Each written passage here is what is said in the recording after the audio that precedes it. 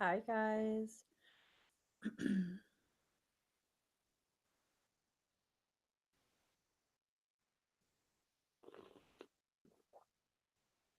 How's everyone doing?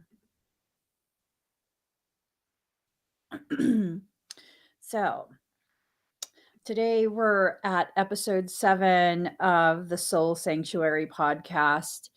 We come together every week, 8 a.m. Pacific Standard Time, to kind of just chat, to get together and talk about certain topics, talk about certain things that, we as individuals struggle through, things that maybe we don't want to tell other people we struggle through.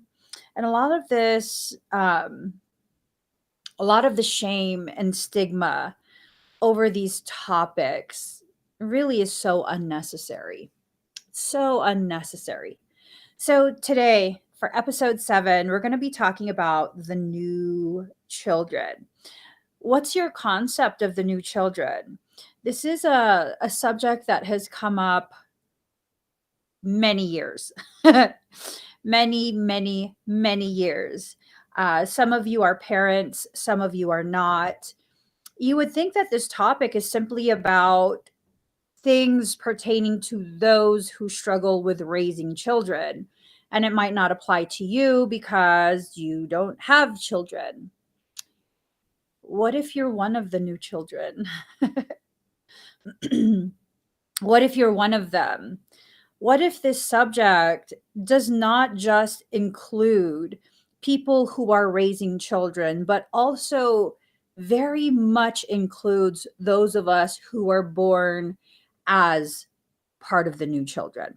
So, first and foremost, there was work done by Dolores Cannon. Amazing woman. God rest her soul. She did tremendous amounts of work. It wasn't her intention at first to, talk about aliens and all kind of stuff like that. This just slowly began to come out as she did her work as a hypnotherapist. Dolores Cannon created her own system, QHHT, quantum healing something something. Let me look it up. I'm sorry. I wasn't expecting to talk about Dolores Cannon. So, quantum healing hypnosis technique. She is the creator of that method. And, her body of work has been something so ridiculously inspirational for me personally. Um, I've looked at bits and pieces of the things that she's talked about, things that she's talked about with clients and all sorts of amazing things. And what I found is it coincides, it confirms, it validates all of these things that I myself have been receiving as messages from soul. When I was a lot younger, um, I had these questions about who I am, what I am, because I'm so different from my age mates. I couldn't relate to anyone in my age group. It was hard to relate to people who were even adults. Okay, people have asked me over the years of being public. People have, like, one of the most common questions I get asked is, "When was your moment of awakening?" And I'm like, "What? Moment of awakening?" It took me quite a few years to realize, like, oh, so you guys go through this period where you begin to realize things about yourself, because I've been so painfully aware since I was a child. I literally was born this way. I literally was born different. Okay. I've never thought like a child ever. There's stories about, and my grandma used to um, love telling people this because, like, she felt so supported. She felt like I understood because I was maybe like 4 years old and I was watching her do laundry. Um, and she has a lot of children. I have a lot of aunts.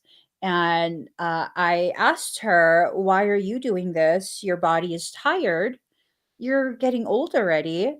Your children should be doing this. You shouldn't be doing this work."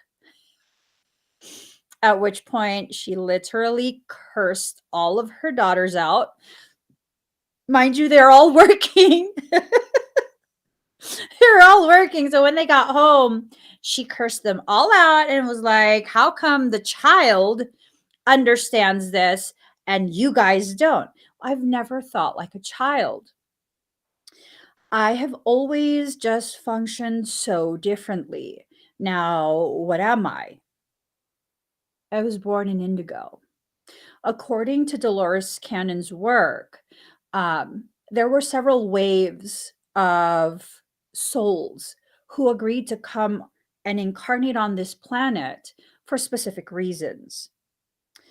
First would come the indigos. I believe it was somewhere around the like 1950s to late 70s, early 80s that the wave of indigos was coming. I'm a 70s baby, so I'm in that tail end of it. Okay. The indigos have specific type of characteristics. And these characteristics make them really, let's just say it, ball busters. For the most part, indigos, um, we like to just kind of fly under the radar. We like to not really be noticed. We prefer to observe. We have built-in BS detectors. We know when you're lying to us. We know when you are having malicious intent. We might not call you out on it. In fact, we usually don't, unless you're so out of hand that we have to. And we came here as a system busters. We're now at an age where we are positioned strategically within so many different organizations. We do have the ability to shift the trajectory of the development of societies. That's our role. Then came probably like mid to late 80s is when it started, all the way through the 90s, early 2000s. We had the crystal children. Okay. If you're from the 90s, late 80s, you probably, the whole Care Bear stare, like, "Ooh." The Care Bears, that was first marketed towards the indigos, right? Like, we're gonna fight the establishment in a gentle way. And then came the rainbows, not the rainbows, the crystals. The crystal children were more sensitive. Like, you can look at these individuals who are born as these types of souls, and you will see the difference. You can tell a difference in the way their eyes are, not the shape, not the color, the intensity. Indigos have this way of looking at you like, it feels like they're piercing through you. Like, don't even bother lying. I might not call you out on it, but I know. Crystals, however, it's not like that. They're not here for spiritual warfare or any of that stuff. They're here to learn and grow. So when they're adults, they can be very well versed in this human program and be able to inject some type of peace, some type of stillness into this program. Okay. So it was the indigos and then came the crystals. This was the first wave. The crystals needed to come before the rainbows to serve as a bridge.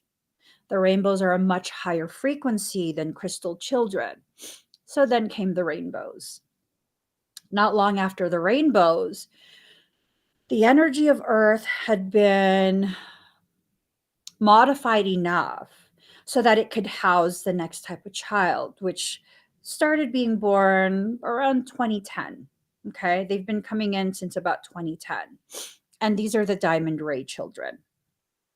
The diamond ray children are just phenomenal. You can see they are so different than other children. So different. They're like this beautiful mix of childlike wonder, and ascended master. Like they just look like they have life figured out no matter the age. That doesn't mean they do have life figured out. It feels like you could go to them about anything, anything at all, and they'll be able to understand because they do understand. They're a much higher frequency than all the other types of souls that came before them. More recently, like within the past 2, 3 years, we've had yet another wave of children, the double diamond sun children. These are the ones who are being dubbed as pandemic babies. These are the COVID babies. These are the ones who come out of the womb and look like they're maybe 6, 7, 8 months, a year old. They have an awareness about them that is just, it's almost scary. You can go online and find so much content, so many videos of children that were being born from double diamond sun frequency. Um, and they're the ones that have all these like really, really elevated abilities intact. These are the ones who can manipulate matter with their minds. They can move things. These are the ones who can weather bend. Um, as many of my abilities are developed as those abilities are, these children are being born at the level that took me 40 years to develop. They're powerful. They're powerful. They don't necessarily need our protection from energetic things, parasitic things. They are fully capable of protecting you. Yes, that's how powerful these children are. So a lot of the times when you're born as a new child, and the new child is an umbrella term that encompasses all of those different waves of souls. Okay, when you are born as a new child, you often have quite a few different struggles. A lot of the systems that exist right now are designed to target that type of child, that type of soul. Okay. From toiletries to foods to TV programs to medical procedures, all sorts of different things. Now, I will be the first to say I am not a licensed medical professional. I do not have a license to treat, diagnose, any of that. Okay. I'm just speaking strictly off of my personal experiences. First, as a mother to nothing but new children, good God, as well as someone who assists parents in understanding how these new children function. The new children are extremely sensitive to their environment. When we look at eugenics and its effects on activating dormant coding that predisposes you to specific types of conditions. We look at the rise in autism spectrum disorders, the rise in people who are recognizing they have ADHD, dyslexia, schizophrenia, all sorts of different things, conditions that are seen as pathologies. And I want to remind you again, I am not a licensed medical professional. We are just having a conversation here. This is not to diagnose yourself. This is not to encourage you to not seek out professional assistance, professional diagnostics. Okay. I want to make that very, very clear. So, a lot of these children, they struggle with, first and foremost, the diet. And when I say the children, you could be one of these children and be an adult. I'm one of those children and I'm an adult. Okay. So the diet, a lot of the food colorings, the flavorings, all the additives, that is an endocrine disruptor, first and foremost. It just wreaks havoc on your body. Secondly, it alters your chemical composition to the degree that it affects your behavior and your perception for new children. Okay. This is part of why they injected high fructose corn syrup in pretty much everything, right? High fructose corn syrup is such a highly modified processed food like product. Okay. It's a food like product. One of the things that uh, I learned early on when I first became a mom, when the label says enriched, that is telling me that the product was so processed, it can no longer legally be considered food. It is now a food like product. So, in order to be able to market it, sell it as food, they had to put those nutritional components back in, and now it's considered food again. Okay. These type of children, adults, we struggle greatly with that. Very, very much so. And you don't know how badly your body feels like it's dying until you cut all of those foods out. Okay. Let's look at what they put into pretty much everything. If you're working on a budget, this stuff is probably going to be in your food. Okay. Grains, especially corn, grains, that's a big no no. For those who are of a higher frequency, and I've spoken about eating for your frequency before, um, you're not really compatible with grains. Once you reach a certain level of dimensional frequency, you will not be compatible with grains. You don't always notice, because if you've been eating grains your whole life, you don't know the difference between feeling sick and feeling healthy. Okay, until you cut all of that out. Now, another thing that they add into food, pretty much everything, milk, cow's milk. Cows are so heavily medicated when they are grown or raised conventionally, factory farms, all of that. They are injected with all sorts of different things. First and foremost, their babies are supposed to grow several hundreds of pounds within several weeks, and then several hundreds more, and then several thousand um, within a short period, right? Yeah. So your body is not meant to have that type of um, nutritional composition. Okay. It's not designed for us. I'm not necessarily against all dairy. Um, Cow dairy is a big no. That's just a big no. Mm-mm. I've been reactive to that since I was a child, but I used to eat it anyways. It used to upset my stomach really bad. I found that goat dairy seems to be okay with the new children. And here's the thing, if you look at crunchy granola type communities, you will see people talking very nonchalantly about how goat milk is nutritionally very, very comparable to human breast milk. I don't know the validity of that. I've never fed my children goat milk as a supplement, but I've heard that quite a bit. It's very, very similar to human breast milk. Lo and behold, I'm not reactive to goat milk. I can eat goat cheese galore. Yeah, I can't eat any type of cow anything, but I can have goat. That's crazy, but is it? Is it? We have to begin recognizing how a lot of society, a lot of the programs that we allow ourselves to be a part of, these are programs that have been instilled, installed since way before. When a lot of us were being born, none of this subject matter was being talked about. None of this subject matter was being talked about at all. Like at all. This was just like hokey pokey stuff, crazy stuff, hippie stuff. Why? They wanted to make it fringe so that it wouldn't be talked about. So the plans that were being put into place were not going to be noticed. That food pyramid, that's the triangle of death.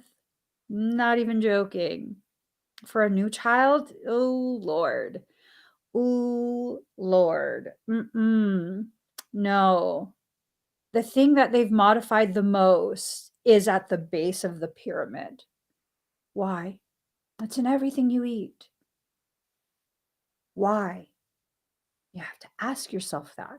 Now, here on this channel in public live streams, I can't exactly talk about why. If you'd like to join me for the exclusive member chat, you can sign up on my website, thesoulsanctuary.love. You'll have immediate access to the member area. I will talk about all of this during the member chat later on today. Okay. I will go very, very deep into this. But the new children, just so many different things, all of the abilities that you already have, born with these abilities turned on. These are not things you necessarily have to take classes for to turn it on. No, it's already turned on. Now, it might help to take some classes that will help you learn how to intentionally harness. Okay. Um, I can't share it on here. I was gonna say I'll show you. I can't share it on here. The last time I tried to share it, YouTube immediately took down my video and warned me. So, oops. But here, this is a really good question. Christy K says, it's kind of hard with rising prices. How do we eat like that, especially in Hawaii?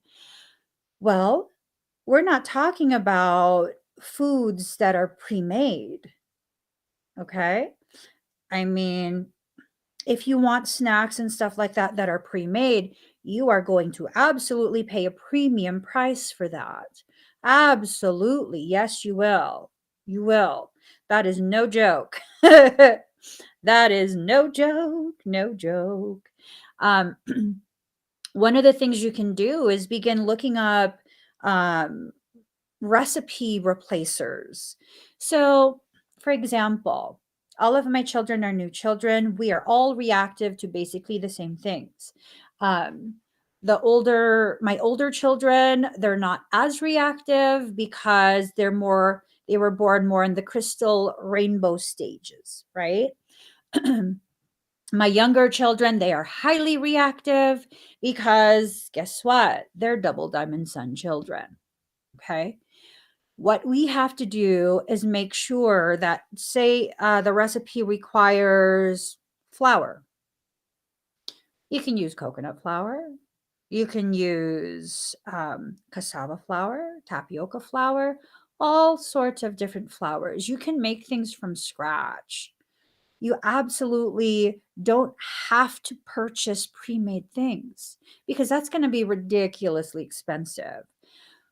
In truth, the healthiest type of diet that a new child can have is one of fresh meat, fresh veggies, fresh fruit. If you have the land to do it, an acre, half an acre, quarter acre, you can do this. You can grow your own food. Absolutely. I mean, I live in an area where the terrain is not necessarily the most hospitable. Um, the soil is like silt, um, which is nice, but it makes it difficult to grow things. You're gonna have to till the land, all kind of stuff. I'm good. So what have I done? Luckily for me, the kitchen has a small bay window. I have a fig tree, a blackberry bush, a raspberry bush, and a blueberry bush. They're all still very small, but they're growing really nicely. Those are things that my children and I can eat. I have on the kitchen counter a whole bunch of lettuce. I have a whole bunch of broccoli growing, carrots, celery, bok choy, all sorts of different things. Now, if you truly want to be healthy, nothing can stop you. Not budget, not nothing. Nothing can stop you. If you are on state benefits, okay, if you're getting food stamps, EBT, SNAP, whatever it's called in your area, this is the stuff you can buy with that. All you have to do is wait and look in newspapers, look in the weekly advertisements for grocery stores. Do you know you can use your EBT benefits at a farmer's market? Did you know that many farmers markets, the farmers will grow their food organically? Their fruit and veggies are grown organically, but they cannot advertise that. They cannot label it as organic because guess what? You need so many thousands of dollars to get that label of organic. And here's the thing, you have these large manufacturers who have fields that are organic and it's certified, right? Grown right beside GMO fields of the same thing. It's the same thing now. They cross pollinate. They do all kind of crazy stuff like that. There's a lot of blowover. Okay. So these are things to just really consider.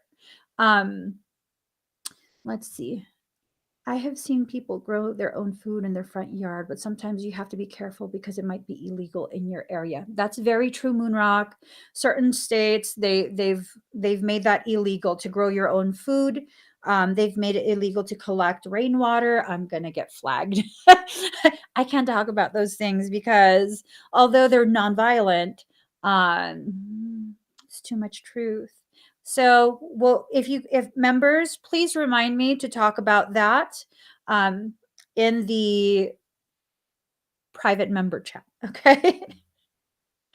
you know, um, no, you can totally mix sand with regular soil. And composting is beautiful. It's amazing. It's amazing. So, what you can do, and what I've done for a small veggie patch in the backyard, I was advised by one of the local nurseries to just put bags of the compost, pre bought compost. I didn't have time to create my own, but the pre bought compost bags, just pile it about 4, 5 inches thick above the ground and then plant the seedling in there and the roots will work its way through. Okay, it'll work its way through. Yeah, you can buy seeds with food stamps. Absolutely. Absolutely. Yep. Yes, you can. Make sure they're heirloom seeds so that you can replant the seeds the following season. Learn how to, we'll talk about that in private messenger chat. So these new children, they come here to dismantle a lot of the systems that exist. In order to do that, they have to be in the proper placement. Those who came first now are in the proper placement. Okay. Those who came after are now being raised by those who understand. What we have to be careful of as new children is allowing all of this controlled opposition to get to you. What do I mean? What do I mean by controlled opposition? Spirituality. A lot of the things that you're going to hear in spiritual circles is the controlled opposition. Okay. They teach you that you can only eat one type of thing. You can only communicate in one type of way. You can only have one type of lifestyle, which is, hey, let me be very real and raw right now. It's a very bastardized, culturally appropriated lifestyle. Boom. Kaboom. Kaboom. There she goes, dropping truth bombs. Yes, I said it. I absolutely said it. I absolutely said it. Yes. A lot of the lifestyles that are heavily, very heavily um, pushed onto all of us in order for us to be spiritual, right? Like you can't be spiritual if you don't have this lifestyle. They're really not compatible with the new children. What I've learned from firsthand, new children know what their body needs. They know. They will ask you for it. Some of my younger children who have the most reactivity to food, especially conventionally grown food, they primarily eat a meat-based diet. They will primarily eat that. And then when they need more nutrition, they'll ask for specific types of veggies and fruits and all of that. Now, you guys can think all you want that this is specific to my children because I'm raising them to be responsible for their bodies, but it's not. It's really not. It's not. It's not just my children. I remember when my oldest was maybe like 3, he was already reading, right? He was reading at high school level when he was 3. And we had one rule. You can ask me for something at the grocery store, but you have to be able to identify the natural ingredients. If you have a hard time reading that ingredient, we are not buying it. Hmm. Yeah. Yeah. He knew. He's like, Mommy, can I have this? Because it's marketed towards children. I'm like, what's the ingredients? Is it approved? Oh, man. It has high fructose corn syrup. Yeah. You know, these are things that the children, they know exactly what they need. They will communicate this to you. And it's up to you to be able to listen, to take into consideration. Okay. Let's see. Michael says there's a comment. Let's see. Um, what comment? Here. Maria says, my friend's granddaughter is 1.5 years old. She started to walk in her 5th month and she was talking full sentences in her 8th month. It's a new child. Yeah, absolutely. Absolutely. That's a new child. um, if you're an adult now and you're wondering if you were one of the new children, what's the earliest memory you have? I mean, you don't have to remember every single detail of every single event that's happened in your life, but what is the earliest memory that you've had? Do you remember things from when you were a toddler? I remember pulling myself up and trying to teach myself to walk because I was just done laying there. And crawling just was not efficient. It wasn't efficient and I didn't want to do it anymore. I began walking at less than a year old. I don't know that I was less than a year old. I asked my mom one day, and she goes, "Yeah, you started walking early. You're before you were a year. You were already running and stuff when you were a year old." Oh, so that's one of my earliest memories. One of my children, his earliest memory is being in utero. That means he was not born yet. He was in a physical body existing inside my uterus.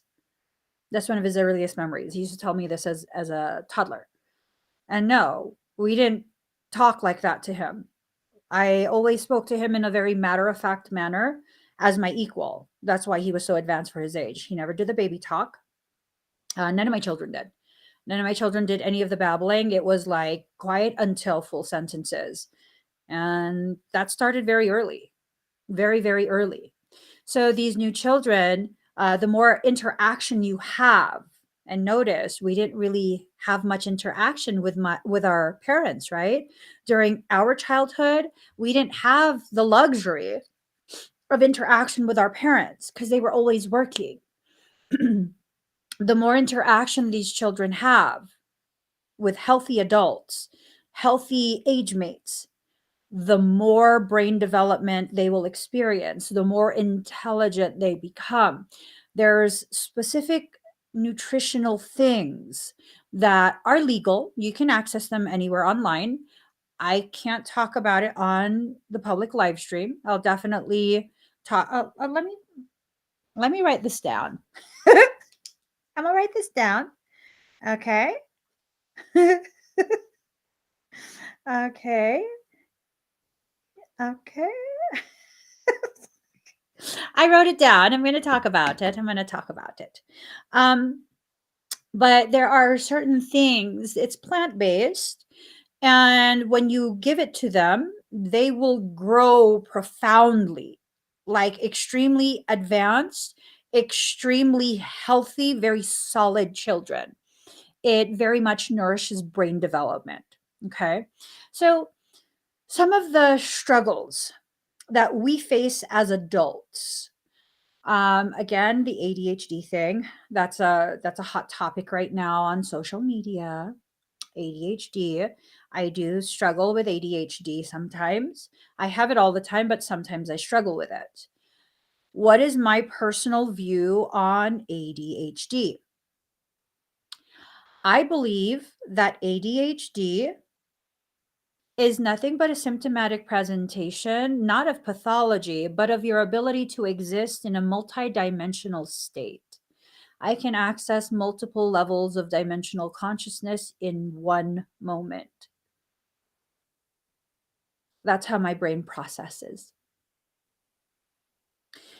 People think that ADHD is this thing of always being messy in your mind, in your thoughts, in your activities. You're doing one thing, you're doing another, you never finish anything.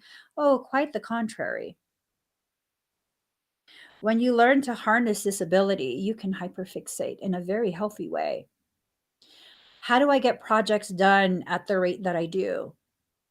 ADHD hyperfixation. Some people might be like, well, that's just weird. It is, isn't it? It's also amazing. It's also amazing. So I had to teach this workshop once a while back. I was going to teach this workshop. My life had basically gone really bonkers for several weeks before the workshop. So I did not have time to write the content that I needed to write for the workshop in those weeks that I had originally scheduled to set time aside to write it. Now, this was pretty advanced. It was a pretty robust amount of information that I was going to cover in the workshop. Now, chatting with one of my friends privately, and I'm like, gosh, the workshop's in a couple hours. I have to start. Oh my God, I have so much anxiety now.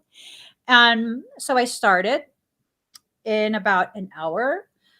I had about 80 something pages written, forwarded to a friend of mine who they're very well versed in quantum sciences, and they were like, oh my God, what manual did you check this on? I was like, I didn't. That's why I'm sending it to you. That's why I want you to read it. Is it accurate? And he's like, I've never seen any of this information in any of the manuals that I've read, any of the books that I've bought, anything that I found. This is like so far advanced from anything that I've ever seen.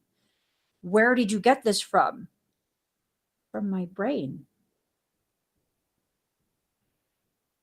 Does the information look like it's accurate? I mean, obviously it's hypothetical, but is it accurate?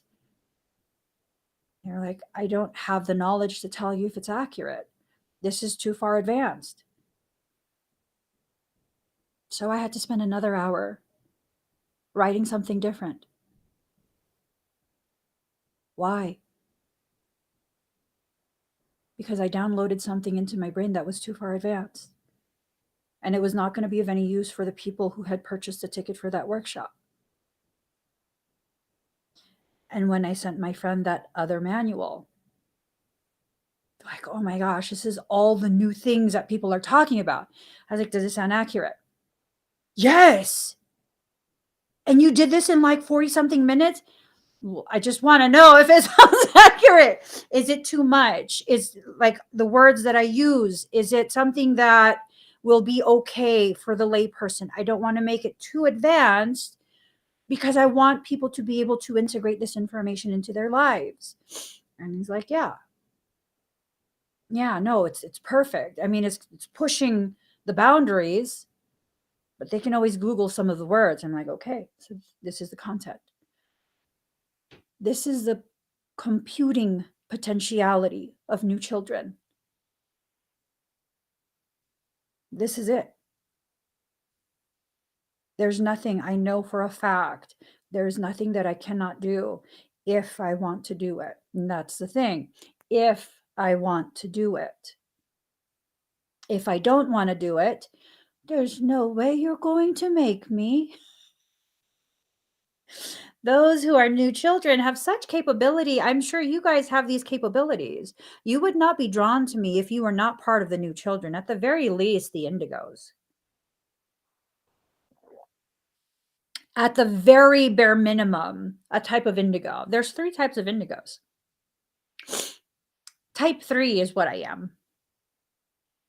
Type 3. I don't really like to talk about my different galactic lineages and stuff like that. I feel like it's nonsensical for me to identify as those things because the reality is I'm in a human body having a human life, and so I'm human. I am human.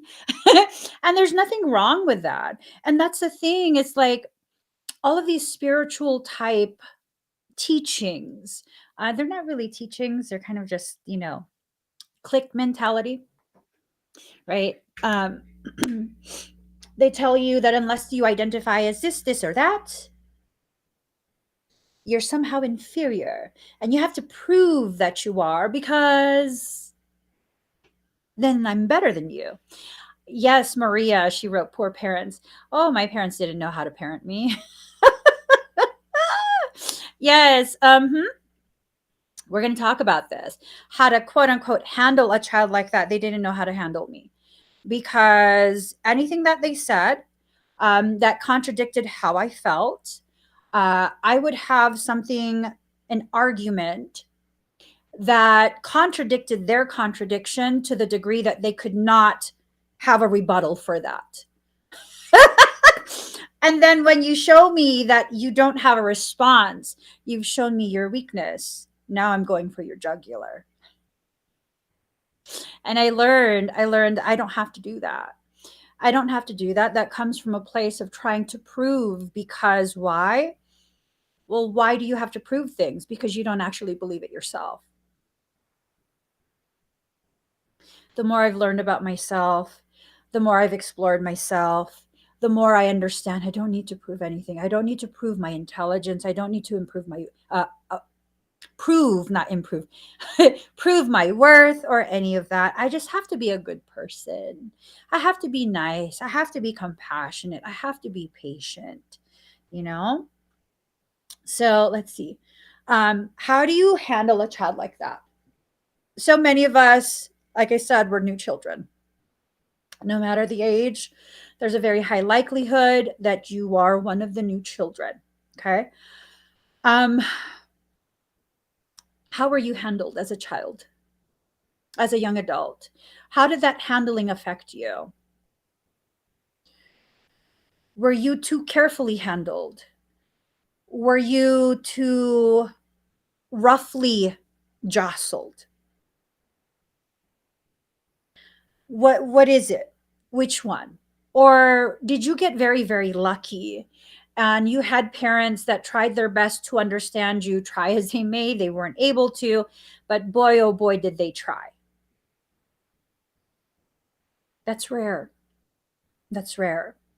Many of the new children, they came and they chose families that on the outside did not look well suited to raise them gently in a loving manner, because that's not really what we were looking for. Mm-mm. For many of the indigos, we grew through adversity. It was through the struggle that we began to really highly develop a lot of our abilities. There's been a lot of talk about how empathy, you are not born as an empath, that is developed. How? By being in environments that felt unsafe to you and your soul. Empathy is a survival trait, it is a survival skill. It helped you to survive environments that felt dangerous to you in some way, emotionally, mentally, maybe physically. Who knows? Who knows? But the new children who have like a higher purpose, again, it's about service, not about elevation of worth above others. Okay. That's so important to know. the new children who had a purpose that transcends just their personal journey, one that affects the trajectory of the human consciousness, awareness, evolution. We often were immersed in extremely difficult uh, family homes, family environments. Okay. We're often the black sheep. We're often the one that is just really my father had a pet name for me. He used to call me Pita. Pita, Pita. Anyone want to guess what that is short for? Anyone? Anyone at all? Pita. Pita. That is his nickname for me. It's short for pain in the arse. Pain in the ass. Because I was a pain in the ass. You cannot rule me with an iron fist. You just can't, because I won't care if you hit me. I really won't. And the moment you strike me, that just tells me I will never trust you. I will never forgive you. You have shown me the ugliest of the ugly. And the fact that I know you are capable of that, I will never, ever, ever let that go. Ever. So I was never spanked. I was never spanked. I was threatened a lot. I was. Yes. Much to his embarrassment, I will share one time I was in high school. I said I was staying after school so that I could work on some student government projects with the rest of my classmates. And my friend's mother said, she was my best friend. No, my best friend's mother picked us up, and because there was like an hour before it started, and she took us to McDonald's, which is like a quarter mile down the street. And my friend told her, we can just walk from here. So her mom's like, okay. Her mom goes home, and we walk the quarter mile to get back to the school. And when I get to the school, like all the guys in the school, because school was done, the only guys that were left were part of student government, and they were like, "You're in big trouble." And I was like, "What did I do? I just ate. I just ate at McDonald's. I didn't even do anything." And they're like, "Your dad's here. He's been yelling at everybody. He's looking for you." And I was like, "Oh my god, that's so embarrassing." Yeah, and then he sees me and he's like, "Get in the car." And so I get in the car. He's like, basically accusing me of I don't know what. I didn't listen. I tuned him out. And we're starting to leave. And he says to me, ever so lovingly, "I should slap you right now." I said, "You might want to go back to the front of the parking lot, do it in front of my friends. It's more efficient if you want to embarrass me, but I'm not going to be embarrassed.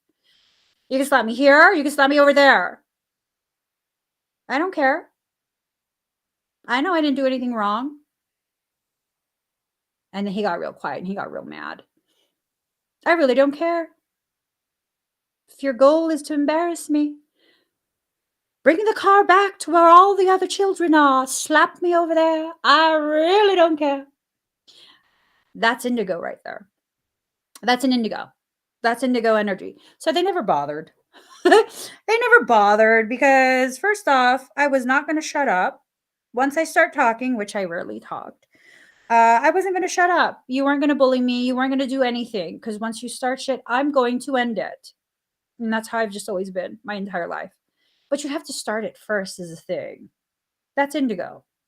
They won't initiate it. But once initiated, oh, they're going to go the extra mile. They're really going to go the extra mile. The crystal children are more delicate. They're more like peacemakers. A lot of the children now, they're more about truth telling, allowing the truth to be witnessed, just speaking openly about what they're experiencing, their perceptions, things like that. So a lot of the parenting struggles comes from the parent not understanding the type of child that they have. To some degree, my parents understood I was not going to be like my siblings, because my siblings, you threaten to spank them, they're, now they got to be quiet. And I'm over here like, go ahead. I don't care. You know, a lot of the new children will struggle with focus, they'll struggle with school. Is it because they're not smart? Quite the contrary. The reason that we've homeschooled our children pretty much their entire lives is I recognize right from the start they don't learn like other children. And when the teacher speaks to them like a child, they lose respect for that teacher. That's no longer someone in a place of authority. That's now someone who's feigning to be the authority, but really isn't. One of my kids, when he was in preschool, sorry, Miss so and so from Seed to Sprout. That was the name of the place, Seed to Sprout. I was like, oh my God, that's so cute. So I enroll him in preschool. And after the first class, like, I took him. I thought he was going to cry because we were very close. I'm a stay at home mom. He did not cry. He had a pep talk with me before the class. And he said, you don't have to cry and you don't have to be afraid. I'm very responsible and you will be okay while I'm in my school. I'm going to learn a lot and I will share it with you when I'm done. You're going to come pick me up and I'm going to be okay. If I am injured, this is how he stuff. If I am injured, I will ask the teacher to call you. And I was like, okay, you call me, okay? If you need me, call me. He did not call me. I come to pick him up and he looks irritated because he was super excited about school. He looked irritated. So I'm like, okay, something happened. We get in the car and he starts talking to me about, is something wrong with the teacher? And I'm like, why? Why do you ask that? He asked me if she, he was serious. He didn't mean it in a derogatory way. He asked me if she was mentally handicapped. And I was like, why would you say that? Because like, what actually happened? Like, why would you say that? She talks funny, Mom. What do you mean she talks funny? She said something inappropriate? She talks very slow. Yeah, he didn't like that she was talking to the children like they're children. He thought she might have some type of unrecognized mental handicap. He wanted to get her he wanted to get her assistance. He wanted to try and advocate for her. And I'm like, "No, she's not mentally handicapped." And he wanted me to make sure. And I was like, "She's not. That's just how they talk to children in schools." He was 3. And he was just like, "But why?" Well, that's just how some adults speak to children. They think that that's how children should be spoken to. 'Cause I never spoke to him like that. It was always, even as an infant, we're at the grocery store and he's in the shopping cart, less than a year old. I would tell him, we're going to check the ripeness of the fruit. This is an orange, starts with an O. Do you see how round it is? This is the color orange. Feel the texture. And people would think I was crazy. We started that when he was a newborn. And so he would feel it and then he would smile like it has texture. And I tell him, smell it. And this is how you can tell if it's sweet, if it's not. Um, so we never did the baby talk thing ever. None of my children ever. We've never done it. And it kind of helps me to form a better understanding of how the frustration these new children feel, because again, my kids don't experience that type of thing. So, it's like, well, all I can tell my children is every family is different. What's normal and natural for our family might not be normal and natural for another family. And what I've seen with all of these families that I've assisted, these children don't feel supported. How supported did you feel growing up? How understood? Did you feel very singled out? Did you feel like no one understood? No one took the time to understand? Did you recognize how heavy, how dense life felt? As though there were no other options. There was nothing left to consider. It's just do as you're told or else. And these new children cannot be, they can't have that type of interaction with you. They can't. They will not agree to that. I'm still in a parent role. My husband is still in a parent role. But you can't do the I said so. Sometimes my husband, he'll say something like that because I said so. And literally all of us will stop and just look at him like, oh, okay. Okay, King. Oh, because you said so. I won't say anything, but all the kids will we'll all look at each other like,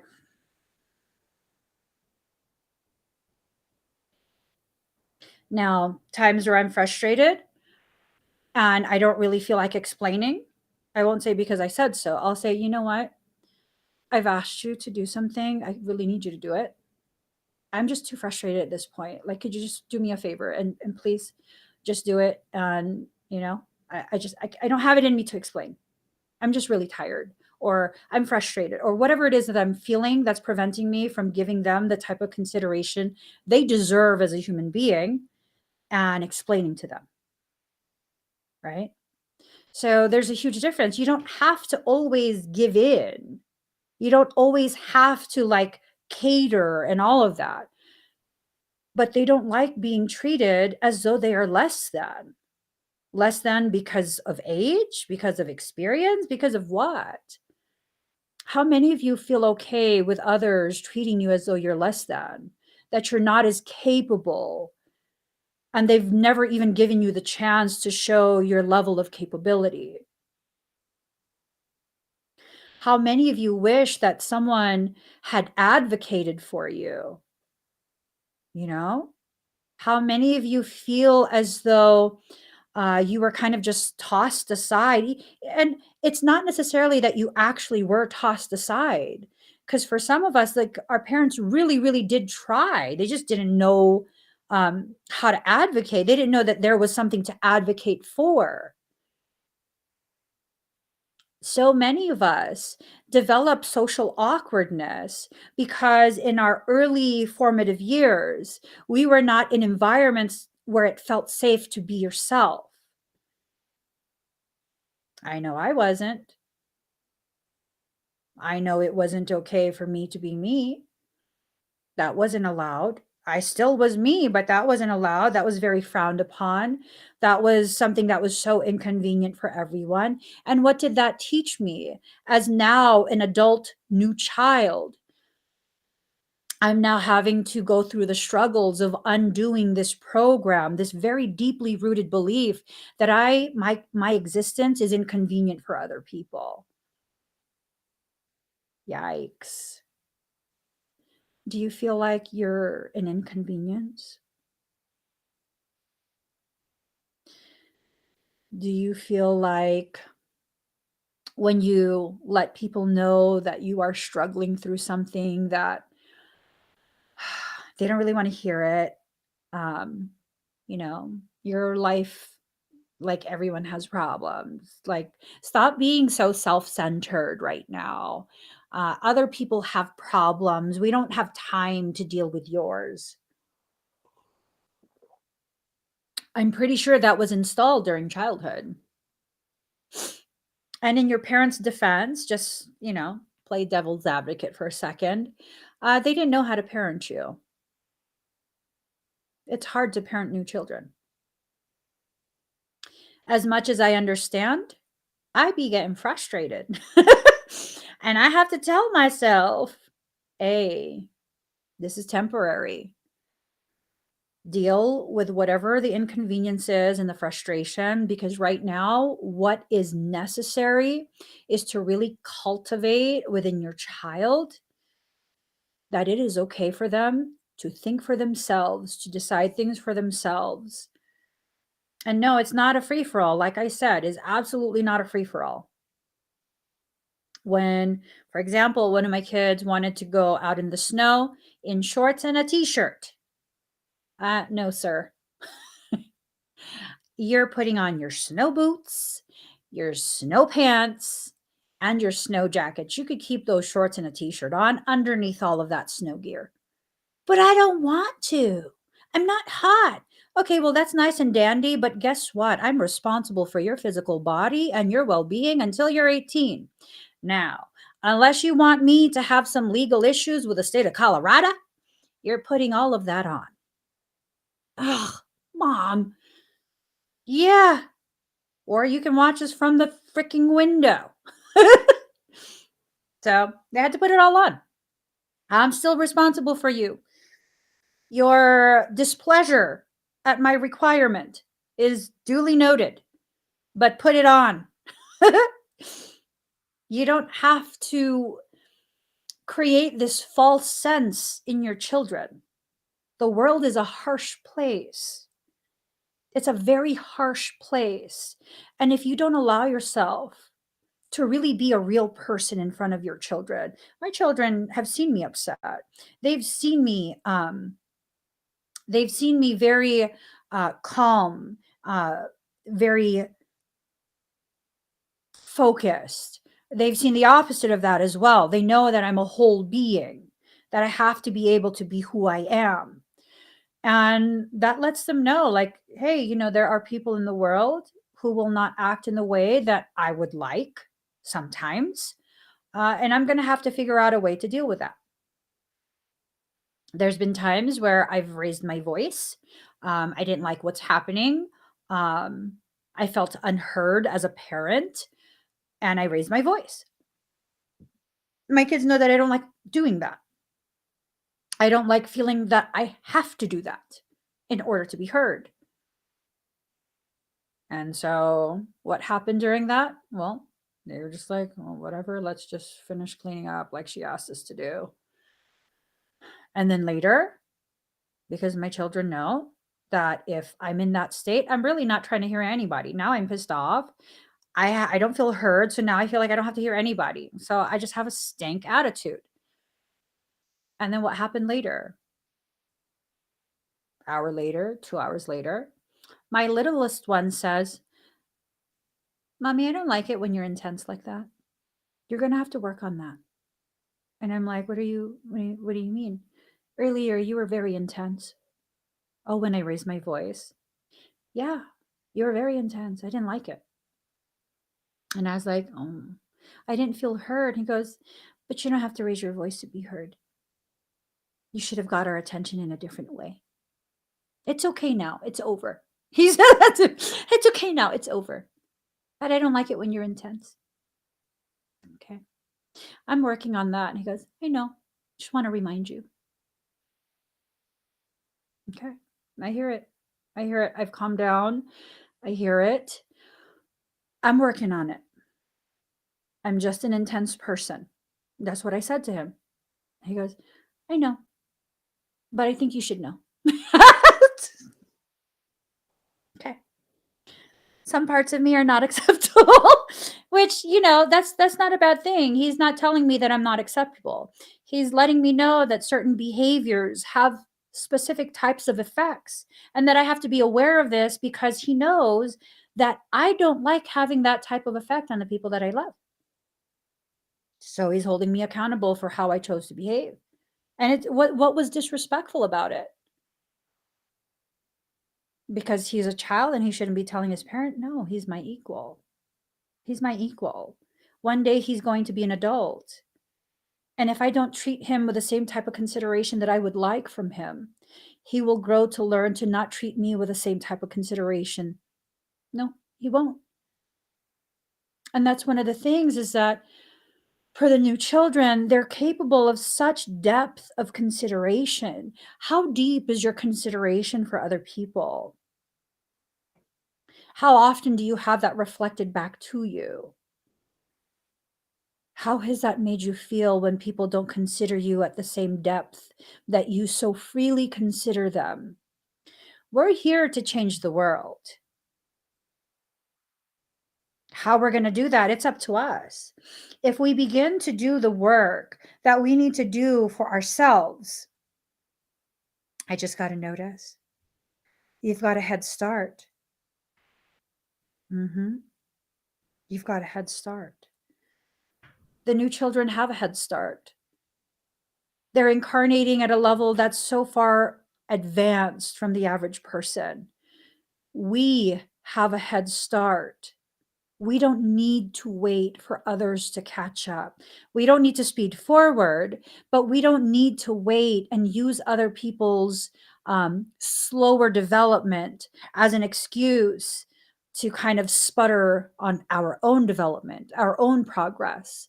We're here to change so many different paradigms, so many different schools of thought, from the way children are taught, the way they are raised, the way adults interact with each other, the food supply, social dynamics, um, a lot of self love type topics, a lot of self love struggles, a lot of self realization, self actualization, self activation, self healing, all of these things.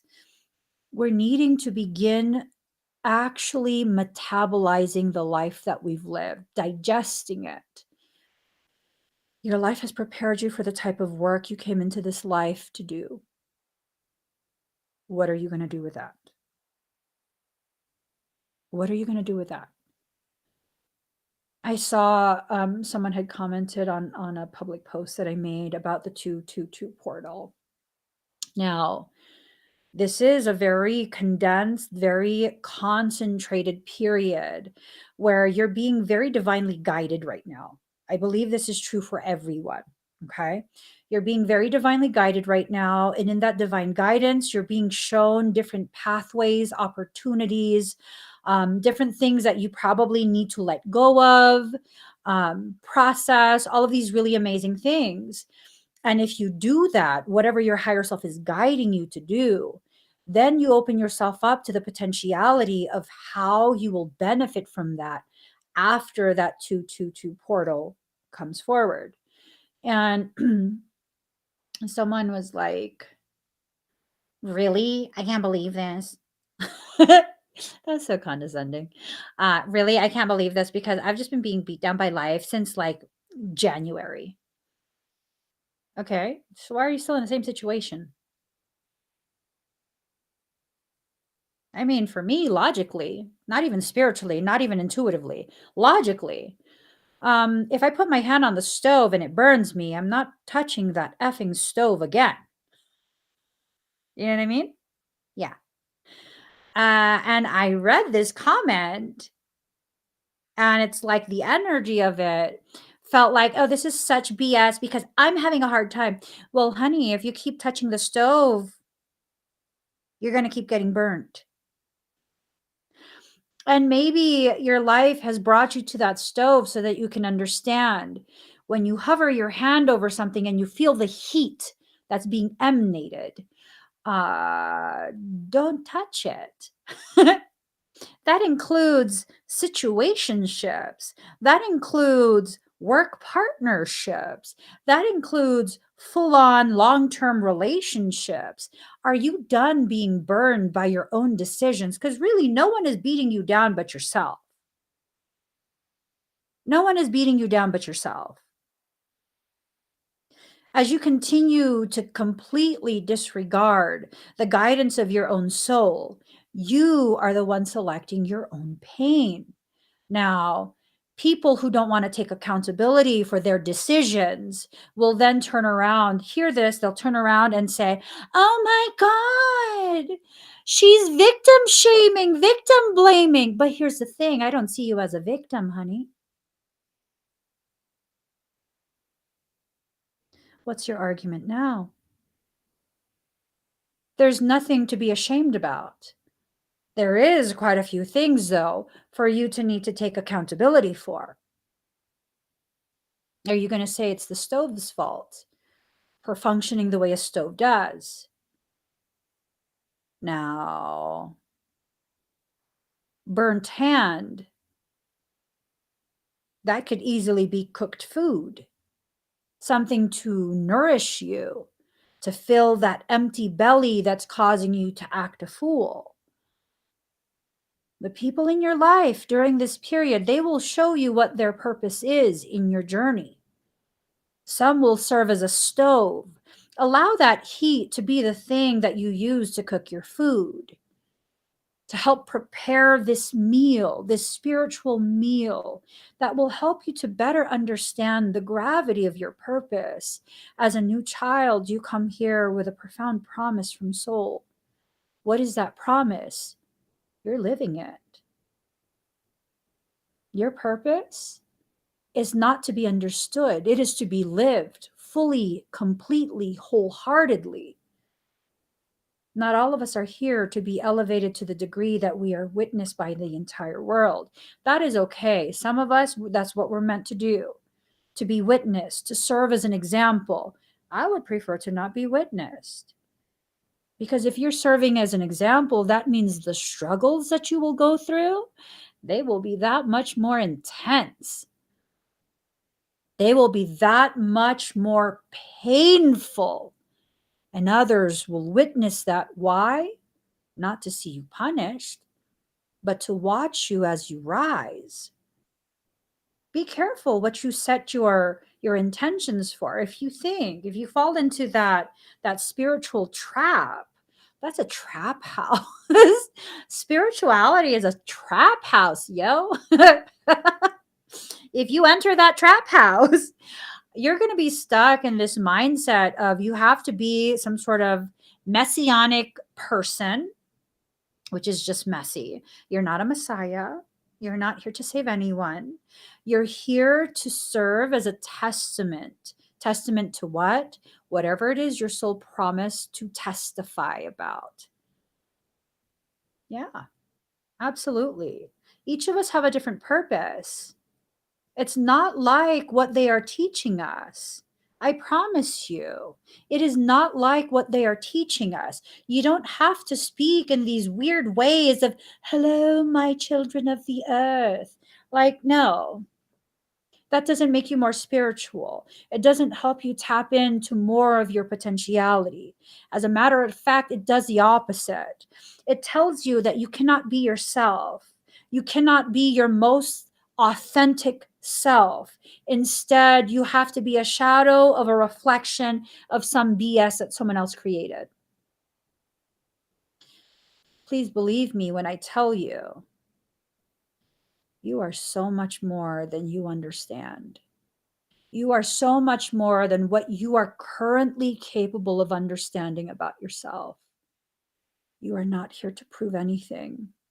You are here to live out your purpose, to receive your messages from your soul and allow your environment and other people to serve as the confirmation, the validation that you received that message appropriately.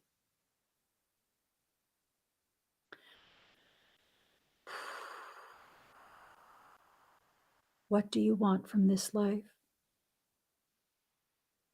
How do you want to grow?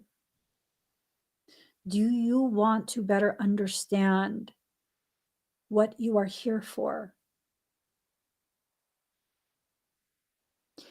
Do you want to know your purpose?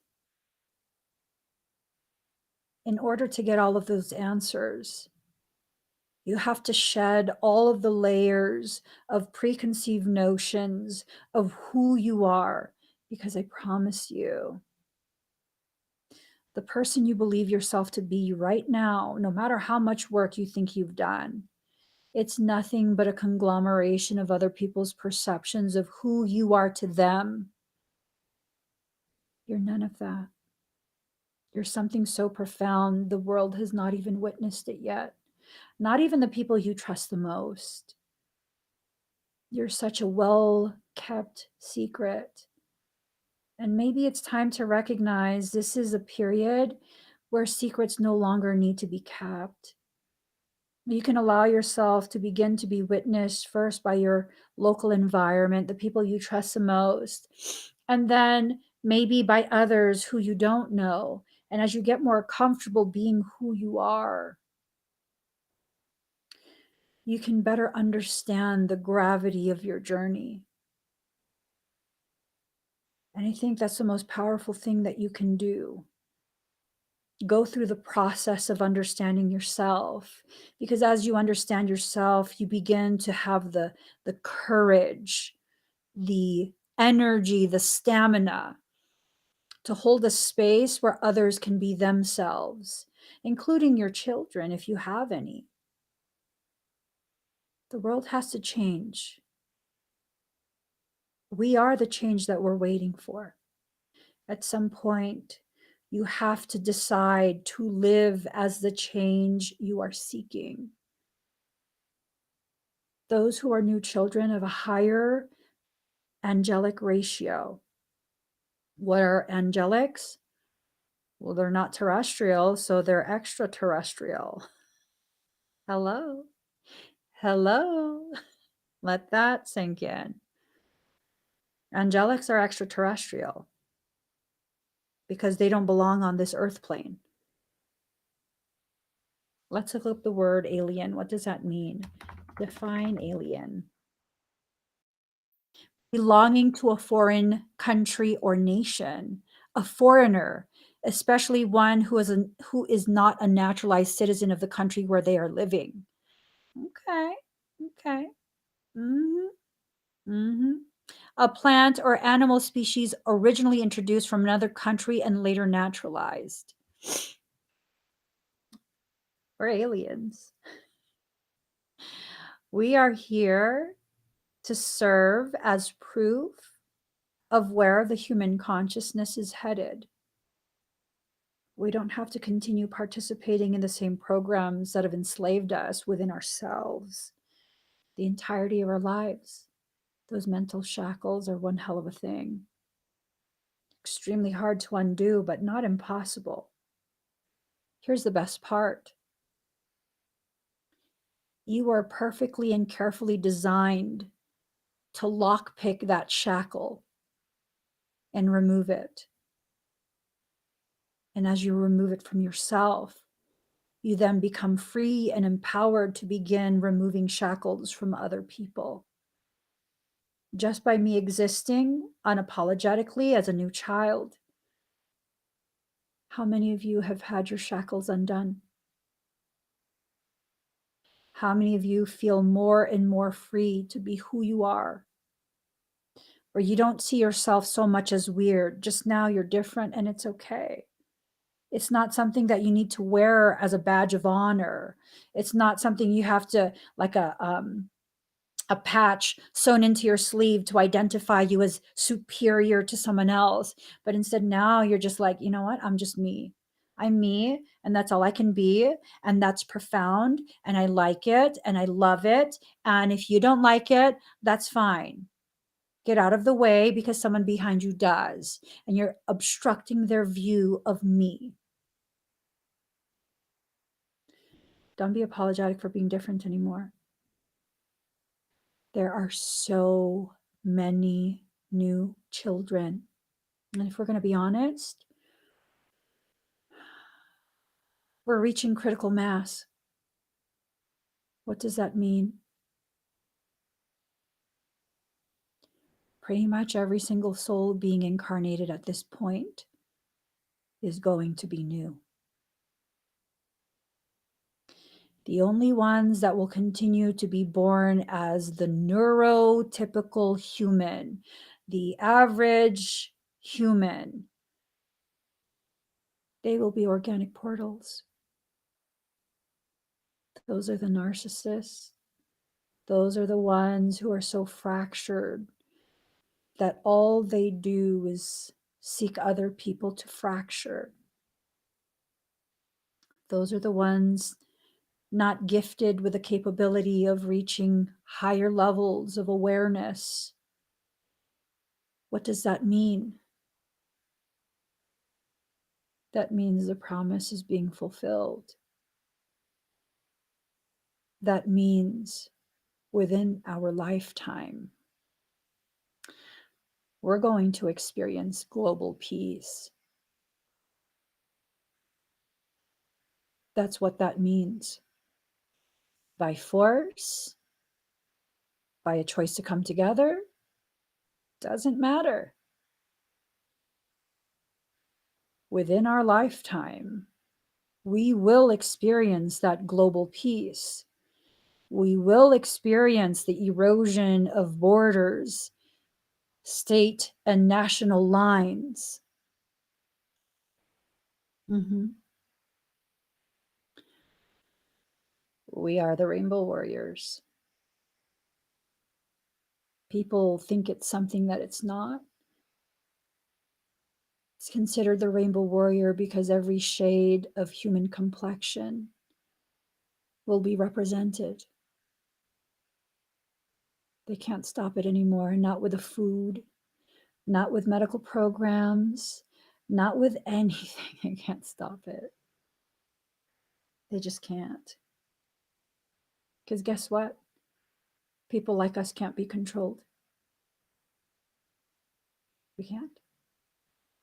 Not even when we were children. Sometimes when life gets hard, when life gets challenging, I get rebellious. That's just my natural state. I get rebellious. How does that rebellion express itself? The most common way, I find myself either saying quietly to myself or out loud in defiance, "You couldn't break me as an effing kid. You for sure are not going to break me as a full grown goddess in flesh. You want war? Have a seat. I'm going to take my time to decide. And you don't get to tell me what I have to pick." And that's the beauty of our power. Not only can we not be controlled,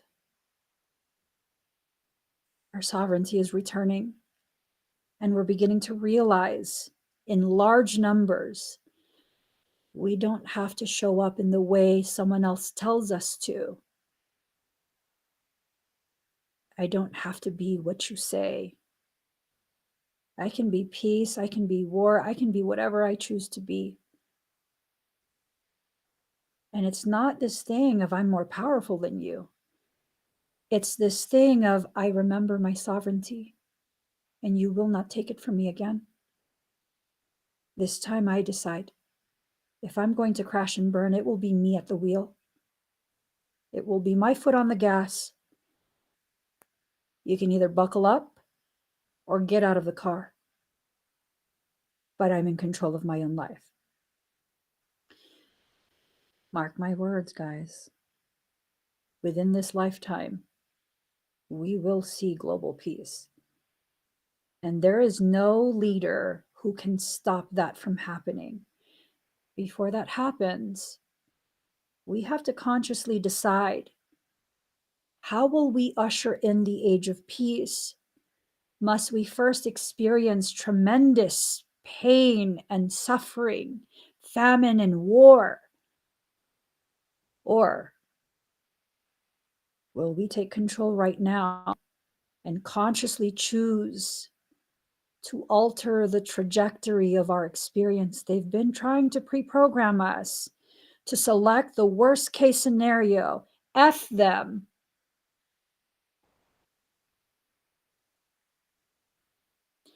My peace does not have to be delivered by war. It does not have to be delivered by suffering. Enough of us choose this. Our frequency is higher. We go much deeper. They can't touch you. They really can't. That's why they use your peers to quiet you down. That's why they use your actual family to shame you into submission. Say it with me. I will not submit. Say it and actually mean it. I will not submit. I will not bow to my oppressor. I will not cower at your feet. You're going to have to break me. And even then, in here, F you, still not broken inside. Those parts that you need in order for me to comply, those go deep. Your grubby little fingers can never touch it. Don't be afraid of how powerful you are. Don't be afraid to be rebellious to the programs. I am not talking about engaging in illegal things, talking about finally truly walking into your sovereignty. I will not be afraid. I will not submit. I will not be afraid. I will not submit. Even if I'm afraid, I will not submit. Mm-mm. No more. There are so many of us who have come during this period specifically for this. Come on. What are we waiting for? The more visible you are, the more the others just like you will find their courage to stop hiding. They are not asleep. This concept of, oh, woke and you're a sheeple and you're asleep, and they're just hiding. They're hiding because the world has not been safe. If enough of us allow ourselves to be witnessed, oh boy, oh boy, do you know how many come out of hiding? Do you know how many come out of hiding? What happened to you when you witnessed me? There was no grand show of power. You witnessed a woman coming home to herself.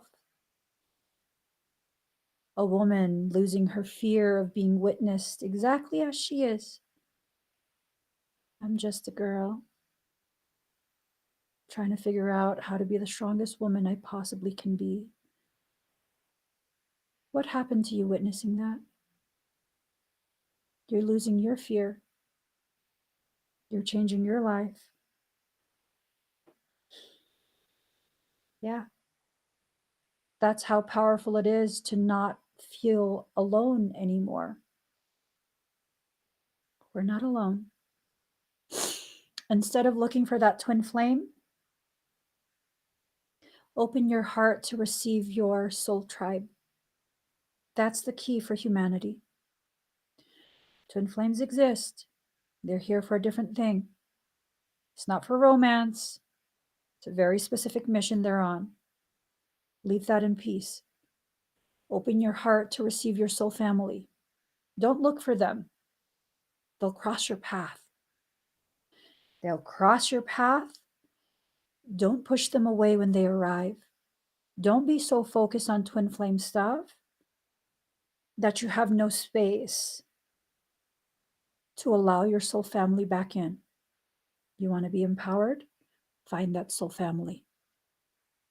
Find that part of you that resonates with that family. You'll feel it when they find you. You guys have been already looking for each other for a very long time. When we begin to find our soul families, that's how you know the world is about to massively change. You found one family here. This is only one part of your family. Remember, our families, we have our father's side and our mother's side. Find the other half. Find the other half, make your family whole, and then see how the world changes after that. So, guys, I'm going to end this podcast here. Thank you so much for joining in. If you are listening from the podcast app, please interact with the track. Download it, follow it, like it, comment. Let me know actually. What's your experience been? Do you think you're a new child? And if you do, you probably are, to be honest. If you do, share with me what your experience has been. How have you struggled? How have you felt empowered? How has your life gone so far? I'd love to hear more from you guys. If you would like to be part of the private conversation that's going to be taking place in about 15 minutes, please go to the soulsanctuary.love, sign up for the membership. We're going to talk about really intense things that I can't talk about publicly. Y'all, I will say, I have fragments of our planetary history embedded in my consciousness. Many, many things I can talk about that are not allowed publicly. Why? It takes away their control from you. It puts the power back in your hands. And if I talk about those things, they take my channel down. So, gotta play by their rules. Until I'm sitting at top, I gotta play by their rules. Don't worry. I promise. I'm gonna be on top. Some point soon, I'm gonna be on top.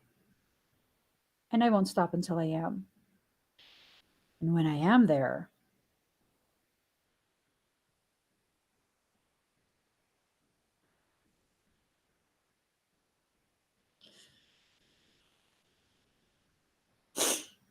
I'm pulling all of you up there with me.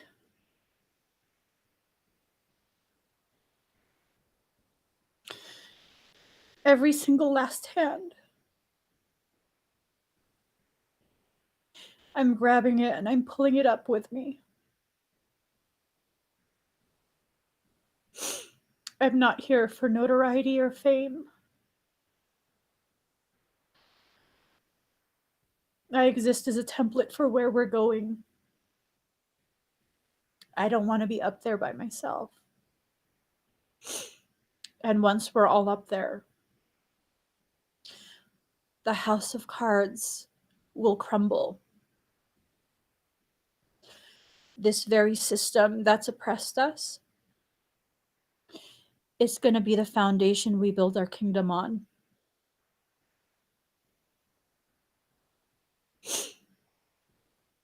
Mark my words. It will happen. Because now I'm pissed off at what they've been doing to all of us. The last thing you ever want is me pissed off, because then I'm not going to stop until I do what I want to do. So, for all the members, please head on over to the soulsanctuary.love. I'll see you guys there in a few minutes. I'm going to set everything up and then I'll be live. Bye, everyone. Please give this video a thumbs up. If you haven't already subscribed, please do subscribe. Turn on that notification bell. Join me when I'm live. And go check out the soulsanctuary.love. Join the membership. Tons of information there already. A lot of perks, a lot of different things. Go check it out. Bye, everyone.